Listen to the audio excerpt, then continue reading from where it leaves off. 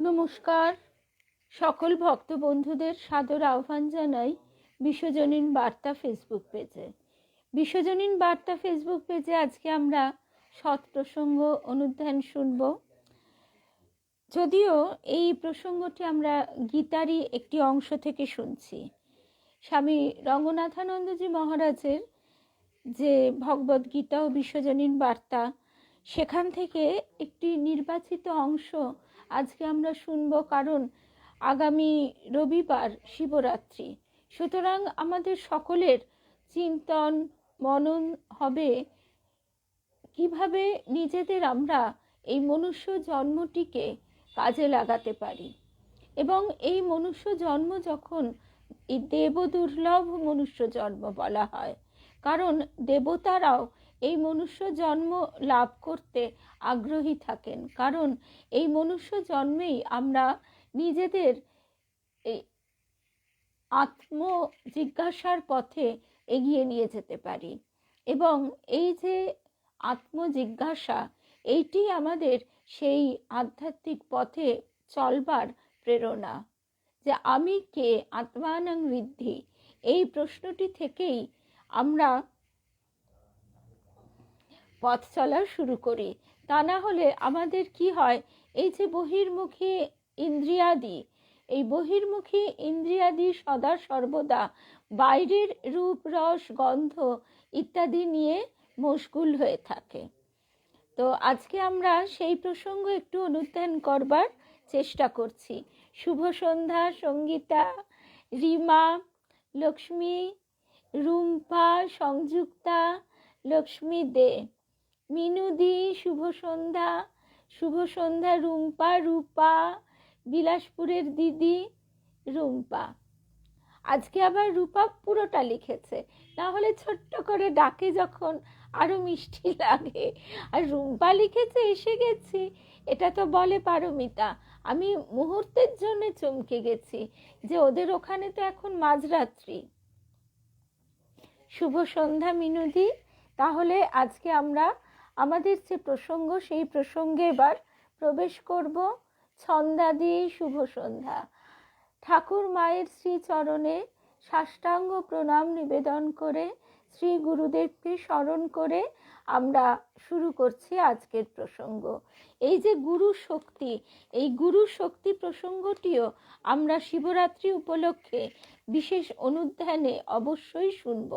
কারণ গুরু ব্রহ্মা, গুরু বিষ্ণু, গুরুদেব মহেশ্বরা, এই যে আমরা প্রথমেই গুরু স্তোত্রতে এই কথাটি বলি, তা সেই মনুষ্যরূপী গুরুকে দেখলে আমাদের স্বভাবতই মনের মধ্যে একটা আলোড়ন জাগে যে ইনি তো আমাদেরই মতন একজন।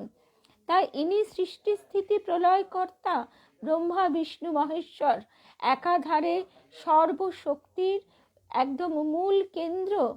এটা কি করে সম্ভব, কি করে হতে পারে? তো এই জায়গাটি থেকে আমাদের সেই ঠাকুরের কথাটিতেই আবার ফিরে আসতে হয়। শুভ সন্ধ্যা রূপা। রূপা আমাকে ছোটবেলাতেও আমার খুব প্রিয় বন্ধুরা অমনি করে ডাকতো। রূপা, চিনুদি, সোমা, অমিতা, শুভ সন্ধ্যা। অনেকদিন পর এই রূপা গাঙ্গুলি, আজকেই আমি তোমাকে জিজ্ঞাসা করতাম যে দেখছি না কেন তোমাকে লাইভে। জানি তুমি পরে শোনো, কিন্তু লাইভে কেন নেই? যাই হোক, সোমবার কিন্তু আমাদের পাঠচক্র স্থগিত থাকবে। তার কারণ সোমবার দেবেন দাদার বাড়িতে শুভ সন্ধ্যা নিবেদিতা, দেবেন দাদার বাড়িতে মানে শ্রী রামকৃষ্ণ অর্চনালয়ে অপূর্ব একটি পূজা, বাক্য এবং সঙ্গীত দ্বারা, বাক্য পুষ্প এবং সঙ্গীতের সংযোজনে, সঙ্গীত তো নিজেই মানে কি বলবো মন্ত্র, এইভাবে আমাদের পূজাঞ্জলি নিবেদন হবে। আর আমার সঙ্গে যিনি গানে থাকবেন, অনিতা কাকিমা, অনিতা চট্টোপাধ্যায়। ছোটবেলা থেকে পরিচয় বলে কাকিমা বলি, কিন্তু তার থেকেও বেশি পরিচয় আমরা সতীর্থ, অর্থাৎ একই গুরুর আশ্রিত। শুভ সন্ধ্যা শুভ্রা। এখন আমাদের ভৌগোলিক দূরত্বের বন্ধুদের তো ডাকতে পারবো না, কিন্তু আমরা এই প্রসঙ্গটি এই সেদিনকার যে ঠাকুরের আগমন উপলক্ষে এই যে বিশেষ অনুষ্ঠান শুরু হচ্ছে শ্রীরামকৃষ্ণ অর্চনালয়ে, তাতে সোমবার থেকে শুরু এবং আমাদের নিবেদন, সেটি আমরা পুরোটা রেকর্ড করব। ওখান থেকে হয়তো ওরা লাইভ দেখাবে, কিন্তু অনেক সময় যেটা হয় লাইভে ঠিকমতো শোনা যায় না। আমাকে রূপশ্রীও বলেছিল এর আগে কোন একটা অনুষ্ঠানে লাইভ হচ্ছিল কিন্তু ভীষণ ডিস্টার্ব ছিল। তো যাই হোক, আমরা সেটা আবার পরে সবাই শুনবো। কাকিমা অপূর্ব গান করে আর নিজে লেখে সুর দেয়, আর এমনি তো প্রচলিত গানগুলি করেই থাকে। শুভ সন্ধ্যা জয়শ্রী, শুভ্রা। তা গুরুদেব বলেছিলেন যে তোমাকে আর কিছুই করতে হবে না, তুই শুধু গানই করবি। অর্থাৎ সঙ্গীত যে নবধা ভক্তির অন্যতম একটি পথ, সঙ্গীত, যার দ্বারা আমরা খুব সহজে তার চরণ স্পর্শ করতে পারি। শুভ সন্ধ্যা কাকলি, অনেক দিন পর কাকলি। সুতরাং সোমবার আমাদের কাঠিচক্র স্থগিত থাকবে, আবার স্থগিত থাকবে 19 তারিখ ঠাকুরের জন্মতিথিটি। তো এই কারণে হয়তো আমরা চেষ্টা করব সকালবেলা সমবেত হতে, এবং ওই রবিবার সকালবেলা সম্ভব যদি হয়, অথবা বিকেলে আমরা শিবরাত্রি উপলক্ষে বিশেষ অনুধ্যান শুনব। তা এবার আমরা চলে আসি আজকের প্রসঙ্গে। আত্মা বরাবরই এক রহস্য হয়ে রয়েছে। শুভ সন্ধ্যা প্রসেনজিৎ পাল মহাশয়, পূর্ণিমা, শুভ সন্ধ্যা। আত্মা বরাবরই এক রহস্য হয়ে রয়েছেন, কিন্তু এ রহস্য ভেদ করা যায়। সঠিক সাধন পদ্ধতি সহায়ে আত্মাকে উপলব্ধি করা যায়। তাই হলো আধ্যাত্ম জীবন ও আধ্যাত্মিক উপলব্ধির বৈদান্তিক কলা কৌশল। অর্থাৎ এটি রীতিমতো আমরা সাধারণত গবেষণা বলতে এই জড় জগৎ সম্পর্কে যে গবেষণা সেইটি বুঝে থাকি, কিন্তু শুভ সন্ধ্যা লক্ষ্মী, কিন্তু এখানে তারা তাদের অন্তরে ডুব দিয়ে যে গবেষণার মাধ্যমে পদ্ধতি আমাদের কাছে উপস্থাপিত করেছেন, রাজযোগ, সেইটি হচ্ছে কলা কৌশল। এই ভাব প্রকাশ পেয়েছে কঠোপনিষদের মন্ত্রেও। আশ্চর্য বক্তা কুশলস্য লব্ধঃ, আশ্চর্য জ্ঞাতা কুশলানুশিষ্টঃ। আত্মার উপদেষ্টাকে আশ্চর্য পুরুষ হতে হবে। একদম একদম রিমা, রবিবার সকালবেলা ঠিক আছে, অবশ্যই চেষ্টা করব 10:30 থেকে। আর আর হচ্ছে সোমা, একদম সে কাকিমা বীরশিবপুরেও আমাদের 1 মার্চ প্রোগ্রাম আছে। আমি ফোন করতাম সঙ্গীতাকে, তা এখানেই বলি বীরশিবপুরে 1 মার্চ দেখা হবে, অবশ্যই এসো। আর সোমারও যদি শেষ হয়ে যায় কন্যার পরীক্ষা, তাহলে সোমাও আসবে না, তাহলে তোর ফোনেই আসছে জলি, কারণ আর তো কেউ এইটা বলছে না। আর এখন এই সময়টা বড় সুন্দর, একদম নিঝুম হয়ে যায় চারিদিক, আর ফ্যানের আওয়াজ থাকে না, কোনো আওয়াজ থাকে না, একদম নিস্তব্ধ হয়ে, বিশেষ করে এই বেলার দিকটা, দুপুর গড়িয়ে আসে, রোদ্দুরের রঙটাও খুব সুন্দর, একটা সোনা গলা ভাবটা যেন একটু একটু করে মধুর মতো গাঢ় হয়ে আসে।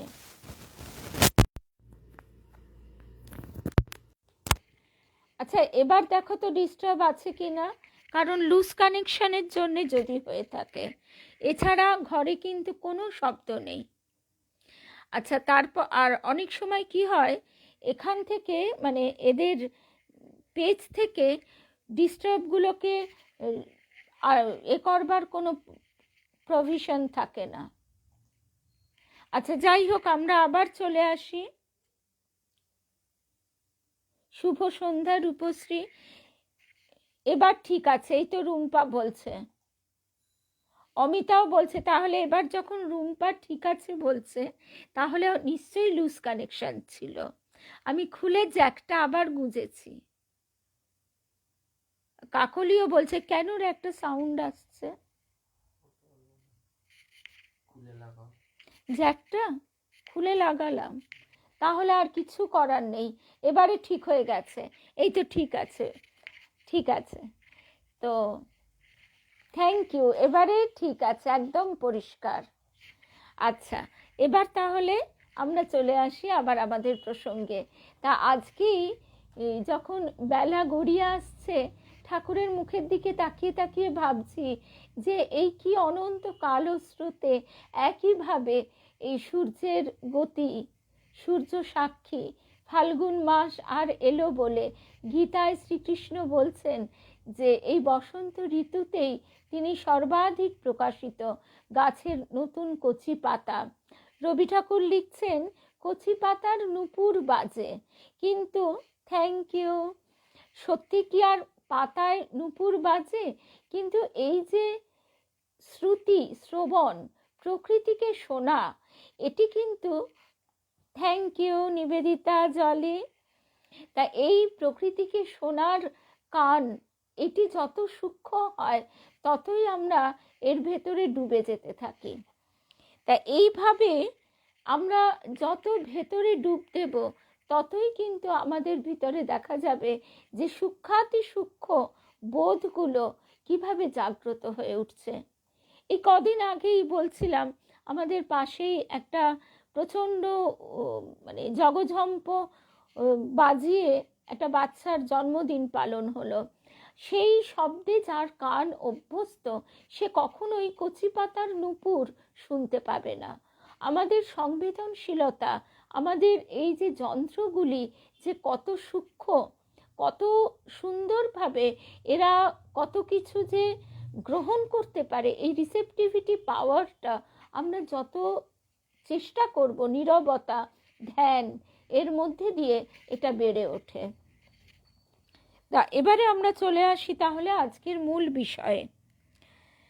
সেখানে বলছেন স্বামী রঙ্গনাথানন্দজি মহারাজ যে আগে কি না ভারতের কিছু লোক মাত্র, অধিকাংশও নয়, গীতার কথা শুনতে আগ্রহী এবং এর বাণীর দ্বারা উপকৃত হতো।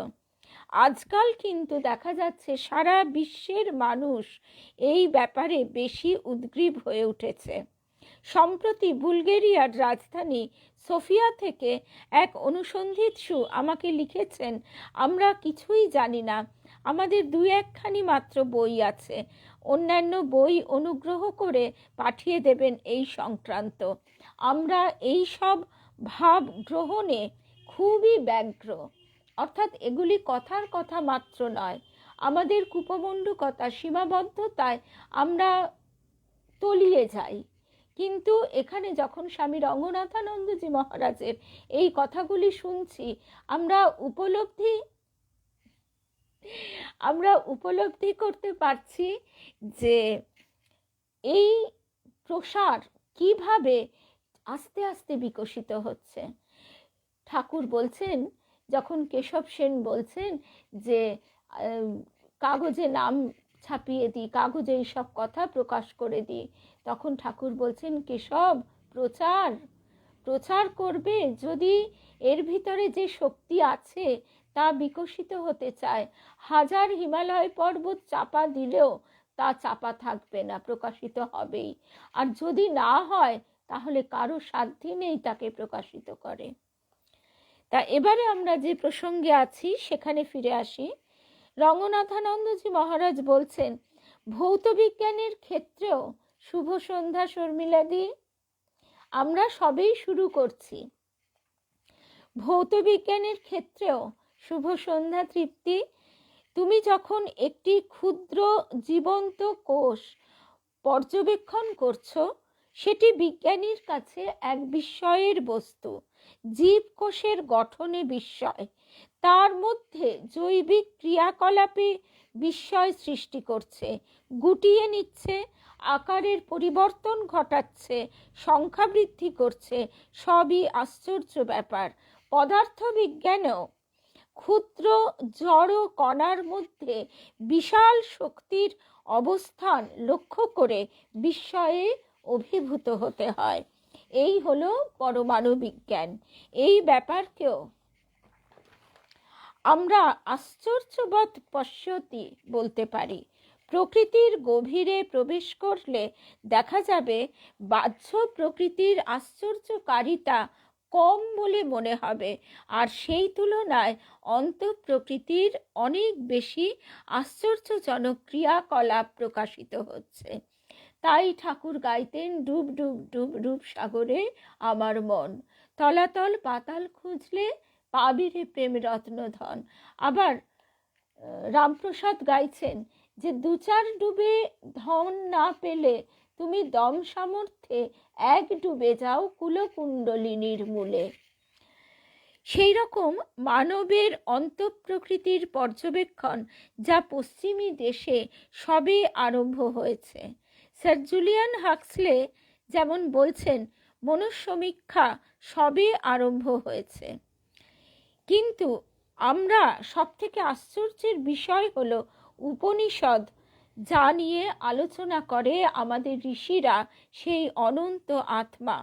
সেখানে আমরা যদি আধুনিক বিজ্ঞানে মনস্তত্ত্ব, স্নায়ুতত্ত্ব বিষয়ক গবেষণা নিয়ে চিন্তা করি, মানবের গভীর থেকে গভীরতর প্রদেশে প্রবেশ করবার চেষ্টা করি, তখন এই বিষয় আরও বেশি উদ্ঘাটিত হবে। মস্তিষ্ক নিয়ে গবেষণা এক বিরাট আশ্চর্য ব্যাপার। মস্তিষ্ক কিভাবে কাজ করে, কী রূপে বিভিন্ন কোষের সমবেত প্রচেষ্টার ফলে সুসম্বদ্ধ জীবন ও জাগতিক প্রতিক্রিয়া উদ্ভূত হয়, এ সবই আশ্চর্যের বিষয়। কিন্তু সবথেকে আশ্চর্যের বিষয় যা, সেই অনন্ত আত্মা, এই দেহ মন সংঘাত যা এত ক্ষুদ্র, যা বাহ্য জগতের তুলনায় এক অতি সংকুচিত এক গঠনতন্ত্র, তবু তার মধ্যে রয়েছে কি এক বিরাট একটা কিছু। এবং এই অত্যাশ্চর্য ব্যাপারের মীমাংসা করা বর্তমান চিন্তাধারার কাছে সব থেকে বড় রকমের আহ্বান। ভারতীয় চিন্তাধারা সাফল্যজনকভাবেই এই আহ্বানের সম্মুখীন হয়েছিল। ঠাকুর কি বলছেন? শ্রীরামকৃষ্ণ বলতেন, নিজ শিব প্রকৃতির অসীমতা উপলব্ধি করে, শিব অর্থ জ্ঞান, নিজ শিব প্রকৃতির অসীমতা উপলব্ধি করে শিব নিজেকে সংযত রাখতে না পেরে শিব নৃত্য আরম্ভ করেন। সচরাচর শক্তি উপচে পড়লে তবেই লোকে নৃত্য করে থাকে। যখন তুমি দুর্বল, শক্তি কম, তখন তুমি কিছুতেই নাচবে না। অন্তরে শক্তির আধিক্য হলেই তা তোমাকে নৃত্যে উদ্বুদ্ধ করে। এইভাবেই শিব নৃত্যের উদ্ভব। আবার কবিগুরু গাইছেন, নৃত্যের বশে সুন্দর হলো বিদ্রোহী পরমাণু, পদযুগ ঘিরে জ্যোতি মঞ্জিরে বাজিল চন্দ্রভানু, তব নৃত্যেরও প্রাণবেদনায় বিবশ বিশ্ব জাগে চেতনায়। নিজ অন্তরস্থ শিব প্রকৃতি লক্ষ্য করেই শিব অবাক হয়ে যান। তিনি নিজে শিব, অনন্ত স্বরূপ। তাই মানবাত্মার সম্বন্ধে গূঢ়তম আবিষ্ক্রিয়ার ফলেই উদ্ভব হয়েছে এই সব সুন্দর ভাবগুলি। বিবেকানন্দ বলেছেন, যে আত্মা জীবাত্মা রূপে আবির্ভূত হয়েছেন, তার মহিমা কোন গ্রন্থ, কোন শাস্ত্র, কোন বিজ্ঞান কল্পনাও করতে পারে না। যে আত্মা জীবাত্মা রূপে আবির্ভূত হয়েছেন, তার মহিমা কোনো গ্রন্থ, কোনো শাস্ত্র, কোনো বিজ্ঞান কল্পনাও করতে পারে না। এ এক লক্ষণীয় সত্য। সাধারণভাবে আমরা সীমিত তেজ সম্পন্ন জীব বিশিষ্ট একটি ব্যক্তিসত্তা মাত্র, কিন্তু আমাদের স্বতঃস্ফূর্ত ধারণা প্রত্যেক মানব সত্তার অন্তরে কিছু নিগূঢ় বস্তু রয়েছে। এই ধারণাই এক আশ্চর্য ব্যাপার হয়ে দাঁড়ায় যখন নর বা নারী সত্যকে বুঝতে চেষ্টা করে, পরে তাই হয়ে ওঠে উপলব্ধব্য বিষয়। এবার অষ্টাদশ শতাব্দীতে ফরাসি দার্শনিক ও মরমী সাধক প্যাস্কালের একটা কথা আমরা এখানে শুনব, এবং তার বিশ্লেষণ রঙ্গনাথানন্দজি মহারাজ আমাদের শোনাচ্ছেন। আমরা স্বামীজির বই পড়ার কথা তো জানি, এবং এই প্রচেষ্টা আমরাও যদি করি আমাদের ভিতরেও কিন্তু এই শক্তি জাগ্রত হয়। যদি আন্তরিকভাবে আমরা এই চেষ্টা করি, অনেকেরই মনে হয় যে আমরা কি করে এত তাড়াতাড়ি পড়তে পারবো, কিন্তু প্রথমেই ওই লক্ষ্যে তো পৌঁছানো যায় না, কিন্তু চেষ্টা করলে দেখা যায়। তা না হলে আজকে এই যে সমস্ত চিকিৎসক, বিজ্ঞানী, তারা কিভাবে এই এত হিউজ জ্ঞান সঞ্চয় করছেন, তাদের কত দ্রুত ব্রেন কাজ করছে, সেখানে আমাদের কেন করছে না?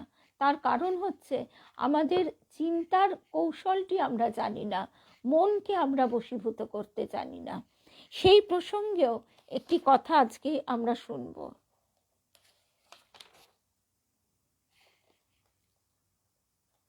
এই যে এইখানে আছে, এবং সেইটি হবে আমাদের আজকের শেষ প্রসঙ্গ। আচ্ছা, অষ্টাদশ শতাব্দীতে ফরাসি দার্শনিক ও মরমী সাধক প্যাস্কাল বলেছিলেন, অন্তরিক্ষে বিশ্ব আমাকে ঘিরে থাকে আর আমি একটি বিন্দুতে পরিণত হই, কিন্তু মননের সাহায্যে আমি সেই বিশ্বকে বুঝি। ঠিক এই রকমই কথা মাদার, পণ্ডিচেরির মাদার, তিনিও বলতেন। তার ভিতরে এই ধরনের এক বোধ, চেতনা স্বতঃস্ফূর্তভাবে বিকশিত হতো সবেমাত্র তখন তার কৈশোর কাল শুরু হয়েছে। তার মা তাকে রীতিমতো বকাবকি করতেন যে সবসময় এই রকম আর পাঁচটা সাধারণ মেয়ের মতন তোমার মধ্যে কোনো উচ্ছলতা নেই, কোনো স্বাভাবিক বৃত্তিগুলি তোমার নেই, তুমি একভাবে সন্ধে থেকে চেয়ারে বসে থাকো। কিন্তু ওইভাবে চেয়ারে বসে থাকতে থাকতে তার মধ্যে যে এক ধ্যানের গূঢ় প্রবাহ চলতে থাকতো, সেটা তিনি নিজেই দেখে বিস্ময়ে অভিভূত হয়ে যেতেন। এবং পরবর্তীকালে তিনি যখন এই বিষয়টি লিখে রাখতে শুরু করেন, সেটা কিন্তু তিনি নিজের জন্যই লিখেছিলেন। ঠিক দেবী মায়েরও এই রকম দর্শন হতো রাত্রিবেলা। আমাদের দৃষ্টিতে সেটা ঘুম, কিন্তু আদতে সেটা ঘুম থাকতো না। তিনিও দেখতেন কিভাবে, ওই মাদার যেভাবে দেখতেন, তিনিও দেখতেন যে তার দেহ ছেড়ে তার একটা সূক্ষ্ম দেহ বাইরে বেরিয়ে যাচ্ছে এবং তার দেহটা পড়ে আছে, এবং তাকে একজন পথপ্রদর্শক নিয়ে যাচ্ছে এবং বিভিন্ন স্তরে বিভিন্ন অভিজ্ঞতার সঙ্গে পরিচয় করাচ্ছেন। এইবার আমরা যে প্রসঙ্গটি শুনলাম, যে প্যাস্কালের কথাটি, সেইটির ব্যাখ্যা। তবে আমার যথার্থ মাত্রাটি কি? আমি কি একটি ধূলিকণা মাত্র? না, ওই ধূলিকণার অন্তরে রয়েছে মহতী দীপ্তি। তাই হলো আত্মা, যিনি হলেন বিস্ময় উদ্রেককারী। যদি ইন্দ্রিয় মাধ্যমে প্রাপ্ত জাগতিক অভিজ্ঞতা বিস্ময় সৃষ্টি করে, ভালো করে বিষয়টি বোঝবার, ইন্দ্রিয় মাধ্যমে প্রাপ্ত জাগতিক অভিজ্ঞতা বিস্ময় সৃষ্টি করে, তবে অন্তরে অবরুদ্ধ আত্মা সম্বন্ধে অভিজ্ঞতা হবে লক্ষ লক্ষ গুণ বেশি বিস্ময়কর। এবং তখন আমরা সেই কথাগুলি বিশ্বাস করি না, কারণ ওই ঠাকুরের অনুপম উপমা, যে কুয়োর ব্যাঙটা ঠ্যাং দুটো এ প্রান্ত থেকে ও প্রান্তে নিয়ে গিয়ে সাগরের ব্যাঙকে বলছে, তোর সাগরটা কি এই এত বড়? তাকে তিনি তাকে সেই সাগরের ব্যাঙ আর কি বলবে, চুপ করে থাকে। এই জন্য আমাদের যে আধ্যাত্মিক পথ চলা সেটি গুরুমুখী। গুরুই উপযুক্ত আধারকে উপযুক্তভাবে গঠন করে নেন। এখন আমরা কি করি? আমরা ঠাকুরের কৃপায় আজকে দেখতে পাচ্ছি যে সাধারণভাবে এক বিরাট আধ্যাত্মিক প্রবাহ জেগেছে সবার মধ্যে, প্রত্যেকের ভিতরে একটা চেতনার জাগরণ তিনি অহৈতুকী কৃপায় জাগিয়ে দিয়েছেন, যা কিনা আগে ঠাকুরের আগমনের পূর্বে অত্যন্ত সংকীর্ণভাবে সীমাবদ্ধ ছিল। বিশেষ সাধক শ্রেণীর মানুষরাই এই বিষয়গুলি চর্চা করতেন এবং এটি এতটাই গুরুমুখী ছিল যে সাধারণভাবে বাইরে তা প্রচার এবং প্রকাশ হতো না। যেমন এই যে শ্রী শ্রী রাধা দামোদর লাল, তার কথা আমরা সাধারণভাবে এইটুকুই যদি ভাবি, তার কথাই এই কিছুদিন আগেও আমরা কেউ জানতাম না এবং হয়তো জানলে বিশ্বাসও করতাম না। এই যে চেতনার উত্তরণ, এইটি তো ঠাকুরের অহৈতুকী কৃপা। তাই তো তিনি কৃপা কল্পতরু, যে আমাদেরকে তিনি জাগিয়ে দিচ্ছেন এবং ঊর্ধ্বমুখী চেতনার দিকে ঠেলে দিচ্ছেন। এই প্রগাঢ় সত্যটি শতাব্দীর পর শতাব্দী ভারতীয় মনকে মুগ্ধ করে রেখেছে। এই উপনিষদ অনুসারী আবিষ্কারের দ্বারা আমাদের জনগণ অনুপ্রাণিত হয়ে ভেবেছে আমাকে ওই সত্য উপলব্ধি করতেই হবে। তাই এত লোক বনে গুহায় চলে যেত ধ্যানমগ্ন হবার জন্য, এই গূঢ় সত্যটিকে উপলব্ধি করতে। ভৌতবিজ্ঞানের কোনো রকম প্রয়োগ কৌশল এ কাজে আমাদের সাহায্য করতে পারে না। তাই ভারতের এখানে ওখানে সর্বত্র গিরিগুহা দেখতে পাওয়া যায়। আর ভারতীয় ইতিহাসে এক বুদ্ধের আবির্ভাব দেখা যায়, যিনি যথার্থই সেই অবরুদ্ধ দীপ্তির অন্তরে প্রবেশ করে এই শাশ্বত সত্যকে জেনেছিলেন। এই উপলব্ধিতে 7 দিন 7 রাত আনন্দে বিভোর হয়ে তিনি যে বৃক্ষতলে বসে এই বোধিলাভ করেছিলেন, সেখানে পায়চারি করেছিলেন। ওই বৃক্ষটি পরবর্তীকালে বোধি বৃক্ষ, আলোক প্রাপ্তির বৃক্ষ নামে প্রসিদ্ধি লাভ করেছিল। স্বামীজিও ঠিক এইটি চেয়েছিলেন, আর ঠাকুর তাকে জগতের কল্যাণের জন্য নিয়ে এসেছেন। তাই বললেন, ছি ছি, আমি ভেবেছিলাম তুই বটগাছ হবি, তুই তোর নিজের হলো তো জগতের কি হলো? তুই নিজে আনন্দ উপলব্ধি করলি। গুরুদেবের কাছে শুনেছি, দেবী মায়ের কাছে শুনেছি, ঠাকুর শ্রীমুখে বলছেন, তুমি আমটি খেয়ে মুখটি মুছে ফেললে তাতে হবে না, তুমি নিজে আস্বাদন করো, সবাইকে বিলো। গুরুদেব বলছেন, হৃদয়কে শ্রী রামকৃষ্ণ নামের মধুতে পরিপূর্ণ করো, সেই মৌচাকের মধু তুমি নিজেও আস্বাদন করো আর সকলকে বিলাও, তবেই তো সেই লীলা পরিপূর্ণতা লাভ করবে। মানব সত্তা ধূলিকণা নয়, একটি জীব নয়, মুক্ত। সে নর বা নারী যেই হোক, তার মধ্যে কিছু আশ্চর্য বস্তু আছে। এই সত্যটিকে শিশুদের মনে অবশ্যই গেঁথে দিতে হবে। প্রত্যেকটি শিশুর ক্ষেত্রে এইটি হবে বৈদান্তিক শিক্ষার প্রথম উপদেশ, যার সত্যতা বয়োবৃদ্ধির সঙ্গে বুদ্ধি পক্ক হলে শিশু বুঝতে পারবে। বৈদান্তিক উপদেশাবলীর মূলে রয়েছে এই একটি সত্য। তাই 30 সংখ্যক শ্লোকে বলা হয়েছে, যিনি দেহের অন্তরে রয়েছেন তিনি কোনরূপ হননের শিকার হওয়া থেকে চিরমুক্ত। অতএব হে অর্জুন, তোমাকে সকল জীবের জন্য দুঃখ করতে হবে না। তোমাকে সকল জীবের জন্য দুঃখ করতে হবে না। কথাটার কতটা প্র্যাকটিক্যাল এবার সেটা বুঝবার। আমরা অনেক সময় দেখা যায় যে খবরের কাগজ পড়ে, টিভি দেখে বা বিভিন্ন প্রসঙ্গ শুনে একেবারে মুষড়ে পড়ি। আমারও এটা এত বেশি হতো বলে কাগজ পড়া ছেড়ে দিয়েছি। আজ কমপক্ষে 10 বছর হতে চললো। টিভি তো নেই, তার প্রশ্নও নেই, আর থাকাকালীনও ওই খবর দেখা করতাম না। তার ফলে কি হচ্ছে, অনেকেই বলতে পারেন যে তুমি নিজেকে গুটিয়ে নিচ্ছ বর্তমান পরিস্থিতি থেকে।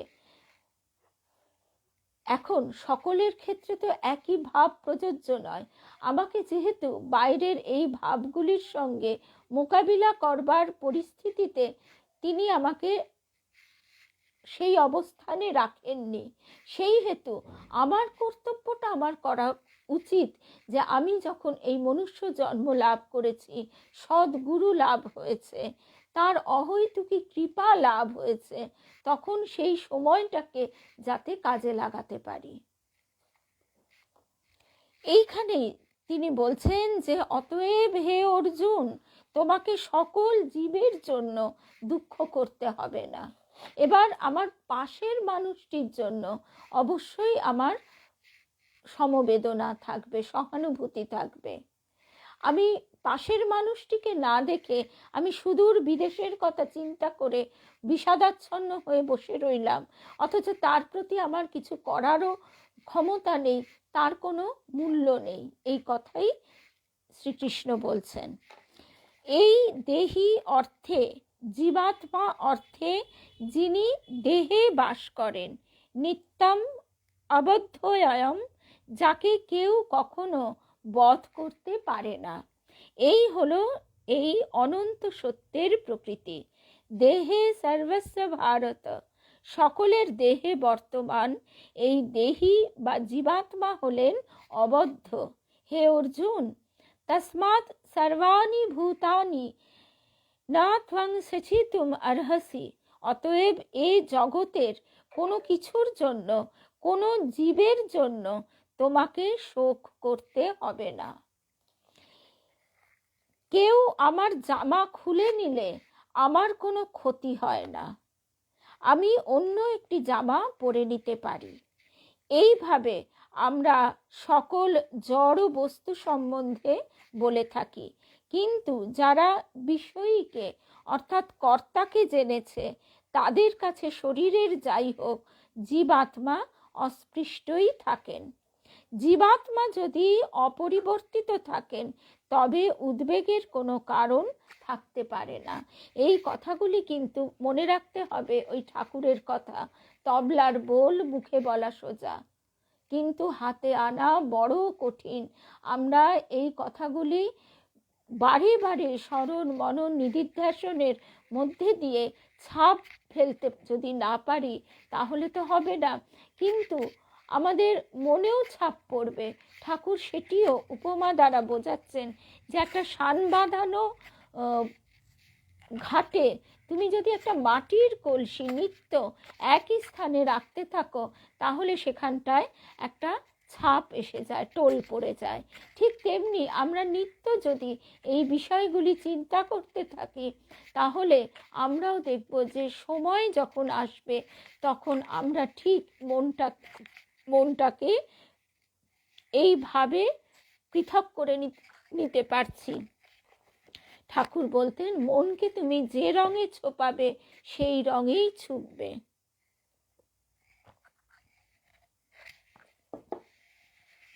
অনেক সময় দেখা যায়, বিশেষ করে এটা তো অবশ্য স্বীকার্য যে যখন কোনো মৃত্যু আসে যেটা সময়ের নয়, সেটা আমাদেরকে আরো মর্মাহত করে।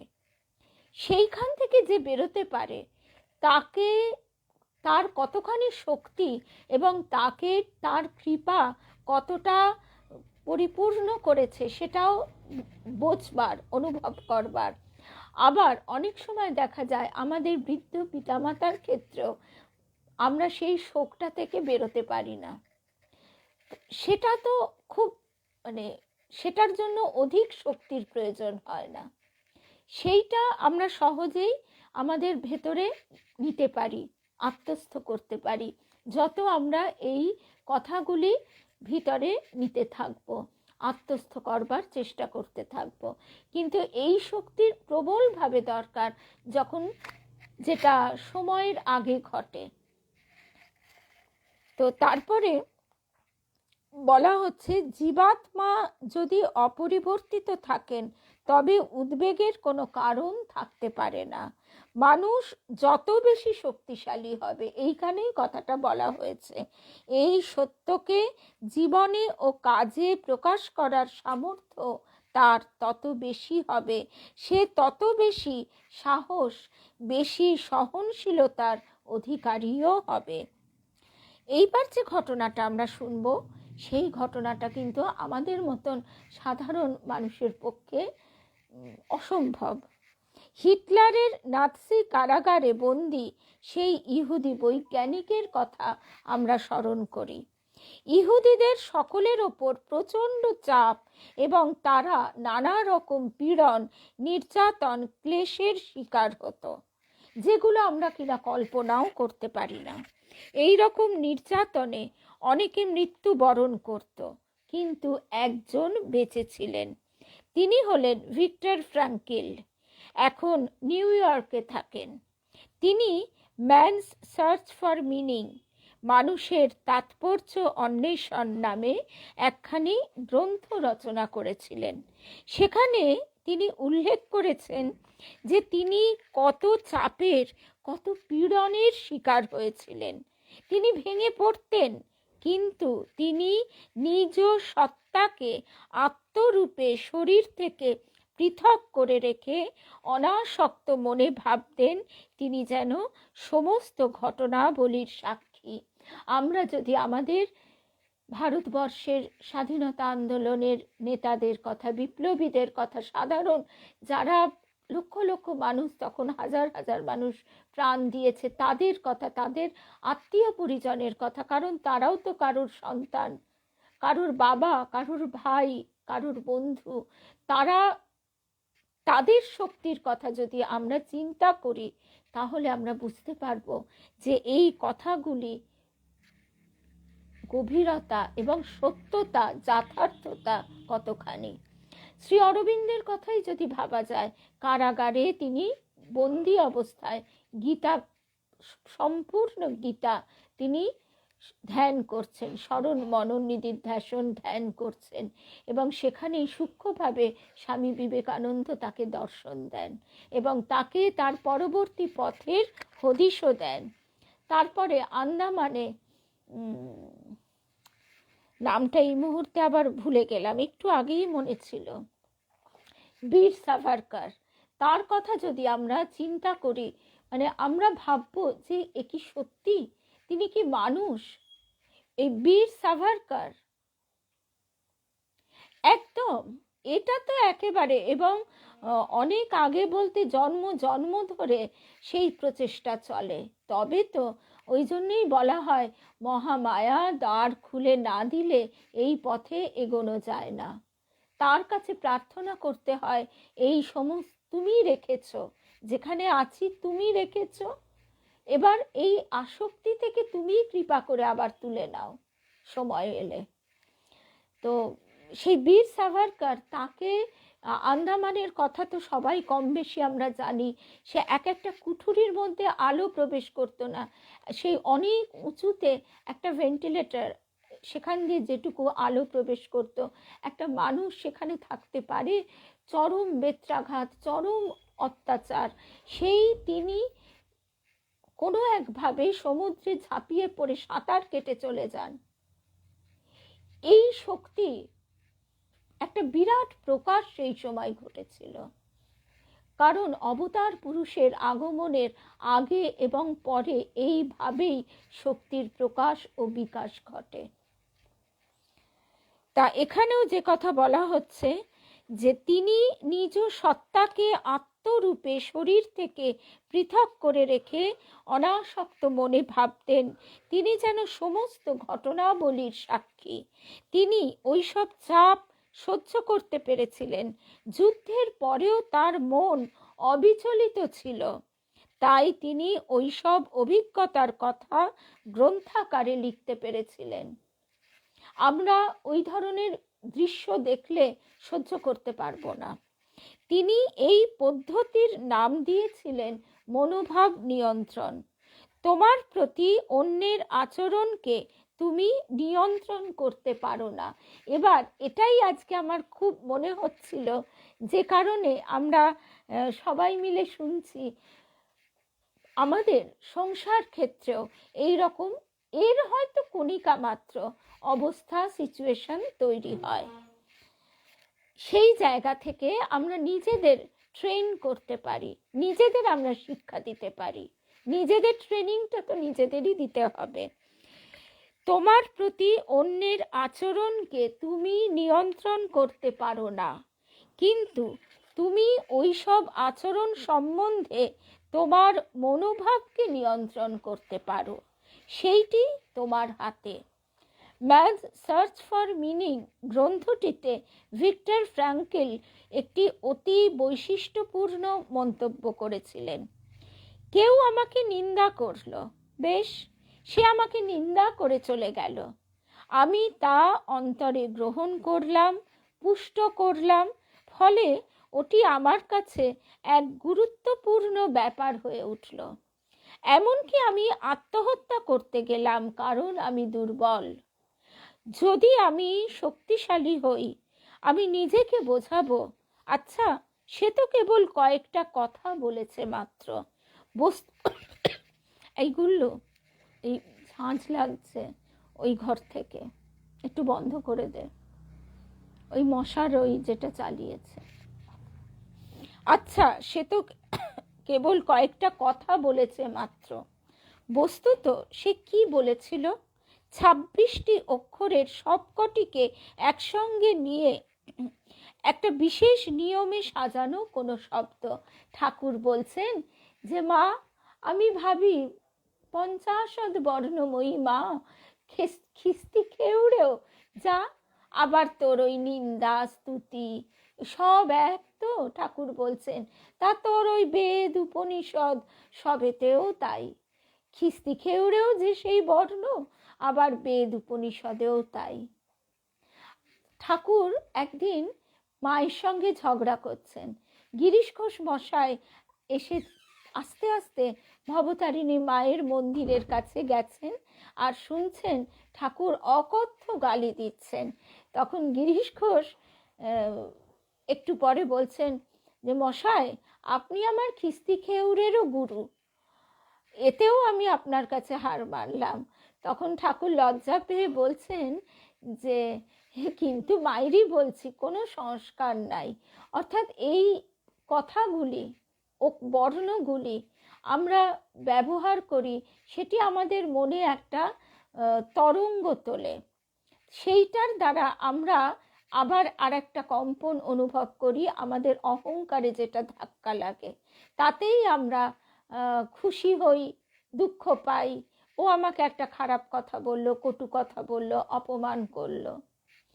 শরৎ মহারাজ, স্বামী শারদানন্দজি একদিন অমনি বসে আছেন, তার সেবক ব্রহ্মচারী মহারাজ দেখছেন একজন এসে তাকে যা নয় তাই বলে গেল। শরৎ মহারাজ চুপটি করে বসে আছেন, আর তারপরে সেবক মহারাজ এসে বলছেন যে, আপনি কিছু বললেন না? তখন বলেন যে, না, ওর ক্রোধ উদ্রেক হয়েছিল, ও সেই কথাগুলি বাক্যাকারে প্রকাশ করলো মাত্র, তাতে আমার কি হলো? আর যে আপনার মনে এতটুকু লাগলো না? মহারাজজি বলছেন যে মন একবার তাকে দিয়েছি, সে মনে কোনো কিছুই আর স্পর্শ করে না। এটি ভক্তি পথে, আর জ্ঞান পথে বিচার দ্বারা। তো সুতরাং আমরা দেখছি যে ঠাকুরের কথাগুলি আমরা যদি খুব গভীরভাবে বিশ্লেষণ করবার চেষ্টা করি, তাহলে আমাদের কতটা আত্মোন্নতি ঘটতে পারে।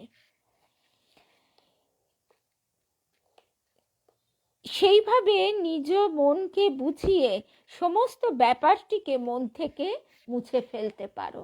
আমরা অনেক সময় বলি না, আমাকে এইভাবে বলল আমার বাড়ির লোক, আমার মা বাবা, ভাই, ননদ, শ্বশুর শাশুড়ি, স্বামী, সন্তান আমাকে এই কথা বলল। বলে সেটা নিয়ে মনের মধ্যে একটা ঝড় তৈরি হয়। আমাদের গুরুদেব তাই বলতেন, ঝড় তোমার ভিতরে, বাইরে নয়। এতে বেশ শক্তি চাই। অতএব মনোভাবের নিয়ন্ত্রণ আমাদের কাছে এক অতি মহান শিক্ষা। অধিকাংশ ক্ষেত্রে আমরাই আমাদের শত্রু, আমরাই আমাদের মনোবেদনা সৃষ্টি করি। অন্যে একটু কষ্ট দেয় মাত্র আমরা নিজেরাই সেটিকে বহু গুণ বাড়িয়ে তুলি। এক্ষেত্রে মনোভাব নিয়ন্ত্রণ পরিস্থিতিকে সামলে দিতে পারে, এটা যে সত্য তা প্রমাণিত হয়েছে। ইটালিতে প্রতিষ্ঠিত মার্কিন দ্বিতীয় বিশ্বযুদ্ধ হাসপাতাল প্রসঙ্গে ভিক্টর ফ্রাঙ্কল একথার উল্লেখ করেছেন। হাসপাতালের একটি বিভাগ ভর্তি ছিল বেশি রকম আঘাতপ্রাপ্ত লোকে। কারো হাত গেছে, কারো পা গেছে, এই রকম সব লোক। তারা ভীষণ যন্ত্রণায় কাতর। আর অন্য একটি বিভাগে ছিল যুদ্ধে অল্প আঘাতপ্রাপ্ত সৈন্যেরা, তাদেরও চিকিৎসা চলছে। অনুসন্ধানে জানা গেল যাদের আঘাত গুরুতর তারা বেশি শান্ত, বেশি সহযোগিতা প্রবণ। ওই অনুসন্ধানে আরও দেখা গেল যে অল্প আঘাতপ্রাপ্ত লোকগুলি অভিযোগ, চাপ সৃষ্টি এইসব নিয়েই আছে, তাদের কোনো মানসিক শান্তি নেই। এ এক অদ্ভুত ব্যাপার। আমরা অধিকাংশ ক্ষেত্রে দেখি যে আমাদের মনই আমাদের ব্যাধিকে বাড়িয়ে তোলে। আমাদের গুরুদেবও বলতেন, তোমরা ব্যাধি করে ব্যাধিকে আহ্বান করে আনো। এ এক অদ্ভুত ব্যাপার। কি হবে এর ব্যাখ্যা? গুরুতর আঘাতপ্রাপ্ত লোকগুলিরই অল্প আঘাতপ্রাপ্ত লোকদের থেকে অনেক বেশি কষ্টে থাকার কথা। পরে অনুসন্ধানকারী দলের সিদ্ধান্ত হয় মনোভাব বা দৃষ্টিভঙ্গির শক্তি এইরূপ ঘটিয়েছে।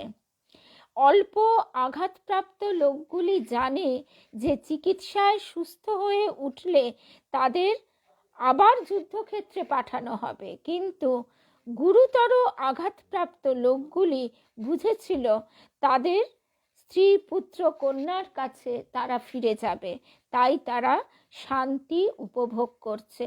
পা নেই তাতে কি আসে যায়, তারা তো নিজেদের ঘরে আত্মজনের সঙ্গে, আপনজনের সঙ্গে থাকতে পারবে। এখানে আমরা দুরকম পরিস্থিতি লক্ষ্য করে থাকতে পারি এবং দুরকম পরিস্থিতিতে দুরকম প্রতিক্রিয়া।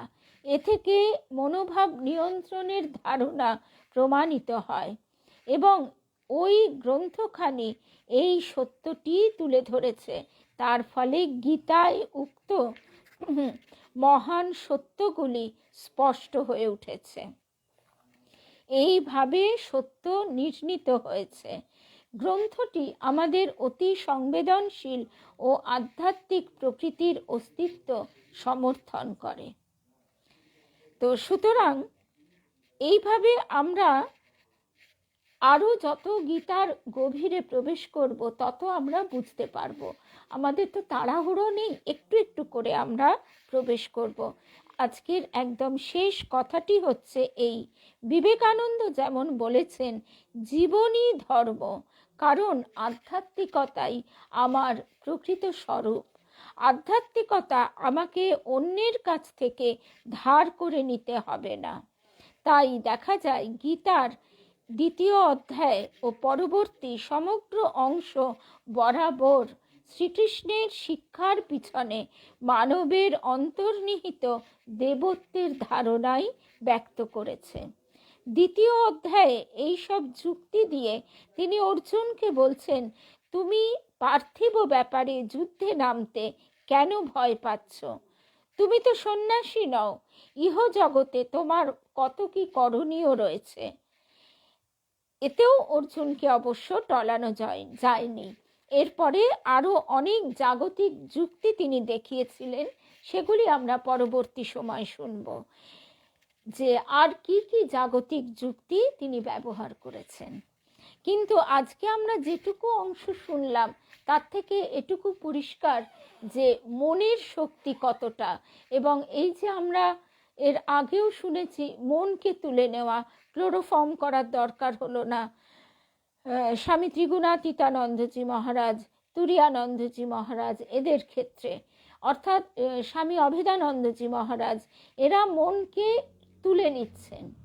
এটা আমরা হয়তো এতটা না পারলাম, কিন্তু যতটা পারবো ততটাই কিন্তু আমাদের মানসিক শান্তি এবং স্বস্তি এবং আমাদের আশপাশেরও শান্তি স্বস্তি বিস্তার লাভ করবে। তাহলে আজকে আমরা এই অবধি শুনলাম। জয় রামকৃষ্ণ, জয় রামকৃষ্ণ। আগামীকাল শনিবার, সুতরাং আবার আমাদের আগামীকাল সকালবেলা দেখা হবে 10:30টায়। জয় রামকৃষ্ণ। বেদান্ত দর্শন ফেসবুক পেজ।